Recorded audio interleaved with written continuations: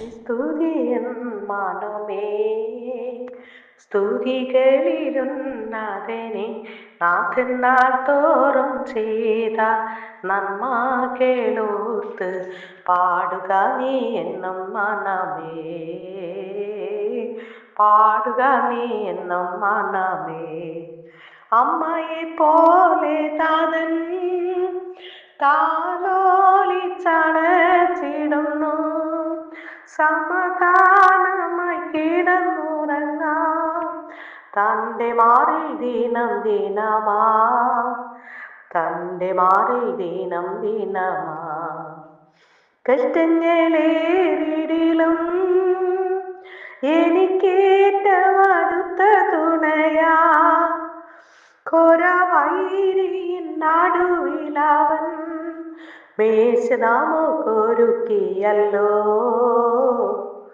മേശനാമൊരുക്കിയല്ലോ. ഭാരത്താൽ വലഞ്ഞിടിലും തീരാരോഗത്താൽ അലഞ്ഞിടിലും പിളർന്നിടുന്നൊരടി പിണരാ തന്നിടുന്നു രോഗസൗഖ്യം, തന്നിടുന്നു രോഗസൗഖ്യം. സഹായശൈലമവൻ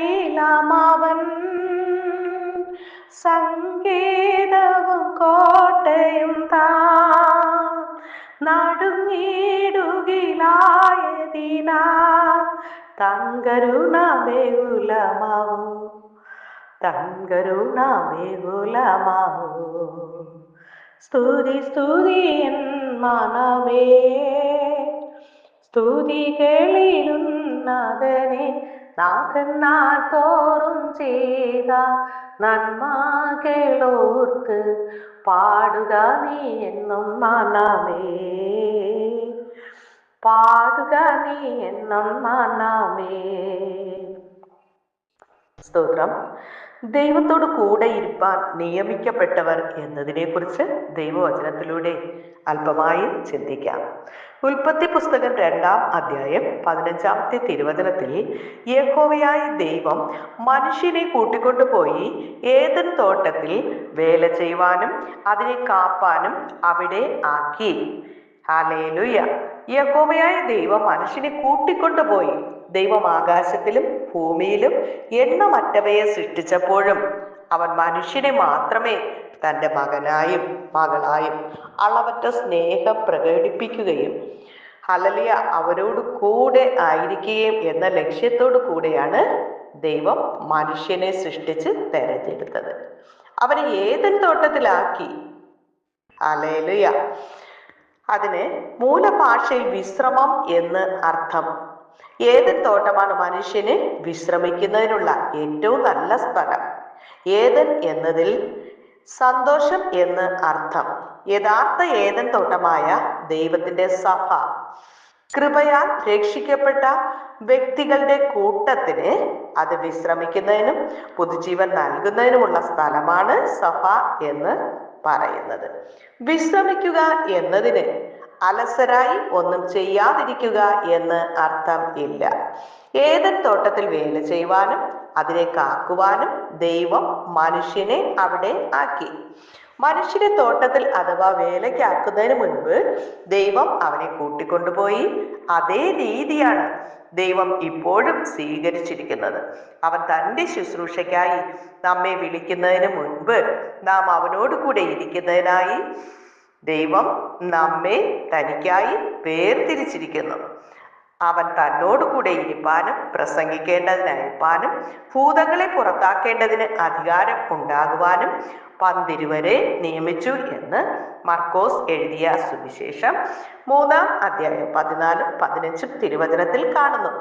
നാം കർത്താവിനോട് കൂടെ ജീവിക്കുവാൻ പഠിക്കുമ്പോൾ കർത്താവ് നമ്മെ എവിടെയും അയക്കുവാൻ സാധിക്കുന്നു. ഇപ്പോൾ അനേകർക്ക് സംഭവിച്ചിരിക്കുന്ന തോൽവി അവർ യേശുവിനോട് കൂടെ ജീവിക്കുന്നില്ല എന്നുള്ളതാണ്. യേശുവിനെ കൂടാതെ തന്നെ പ്രസംഗിക്കുവാനും ഉപദേശിക്കുവാനും ആഗ്രഹിക്കുന്നു.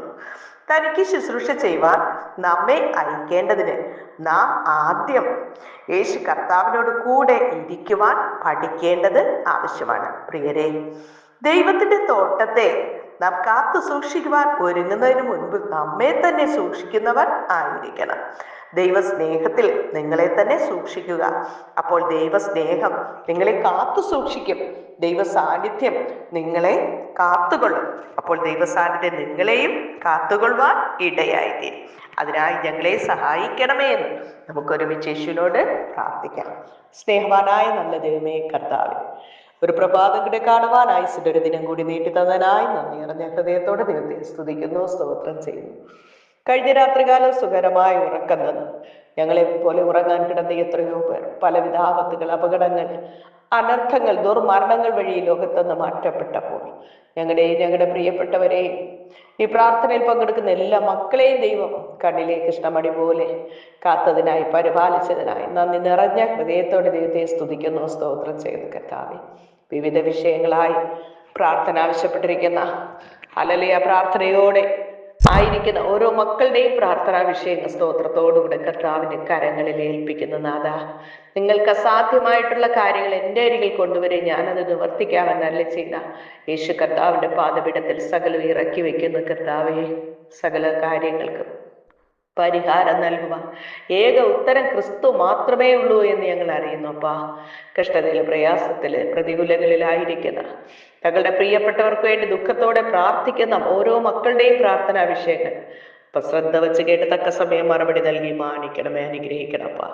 ലോകരാജ്യങ്ങളിൽ യുദ്ധങ്ങളും യുദ്ധശ്രുതികളുമായിരിക്കുമ്പോൾ ഹല്ലേലൂയ ഇതിന്റെ മധ്യത്തിൽ ഭാരത്തോടെ ഭയത്തോടെ ഇരിക്കുന്ന മക്കൾക്ക് കർത്താവെ, ജീവിതങ്ങളിലെ കുറവുകൾ യേശുവിനോട് ഏറ്റുപറഞ്ഞ് ഉപേക്ഷിച്ചുകൊണ്ട് യേശുവിനെ നാഥനും രക്ഷകനും കർത്താവുമായി ഹൃദയത്തെ സ്വീകരിച്ചുകൊണ്ട് യേശുവിന്റെ രക്തസകല പാപവും ഒക്കെ നമ്മെ ശുദ്ധീകരിക്കുന്ന എന്ന വചനം പോലെ യേശുവിന്റെ രക്ഷകനായി ഹൃദയത്തെ സ്വീകരിച്ച് യേശുവിന്റെ മക്കളായി ജീവിപ്പാൻ തക്കവണ്ണം എല്ലാ മക്കളെ അങ്ങ് സഹായിക്കണം.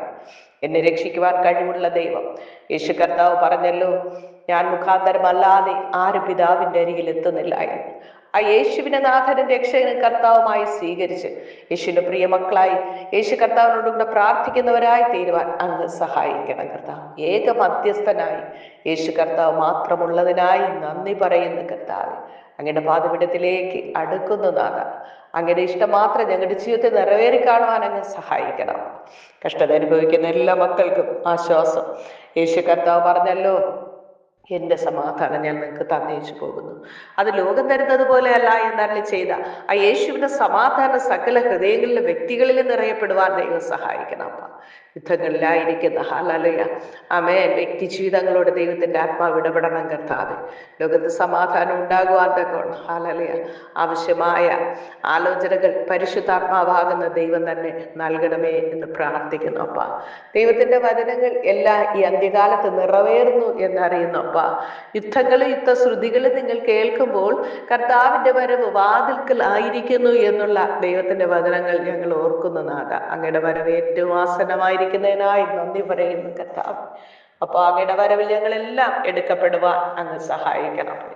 എല്ലാ ഹല്ലേലൂയ ഈ പ്രാർത്ഥനയിൽ പങ്കെടുക്കുന്ന എല്ലാ മക്കളും കുടുംബമായി യേശുവിനെ നാഥനും രക്ഷകനും കർത്താവുമായി സ്വീകരിച്ച് കർത്താവിന്റെ വരവിൽ കർത്താവിനോടുകൂടെ യുഗായുഗ നിത്യജീവനിൽ വസിക്കുവാൻ തക്കവണ്ണം ഒരുക്കമുള്ള മക്കളായി തീരുവാൻ ഞങ്ങളെ സഹായിക്കണം. അപ്പ മാനസാന്തരപ്പെട്ട് സ്നാനപ്പെട്ട് പരിശുദ്ധാത്മാവ് പ്രാപിച്ച് ജീവപുസ്തകത്തിൽ പേരെഴുതപ്പെട്ട മക്കളായി തീരുവാൻ എല്ലാവരെയും അങ്ങ് സഹായിക്കണമേ എന്ന് പ്രാർത്ഥിക്കുന്നു. അപ്പ സുവിശേഷ വിരോധികൾ നിമിത്തം കഷ്ടത അനുഭവിക്കുന്ന ദൈവദാസന്മാർ ദൈവമക്കൾക്കായി പ്രാർത്ഥിക്കും.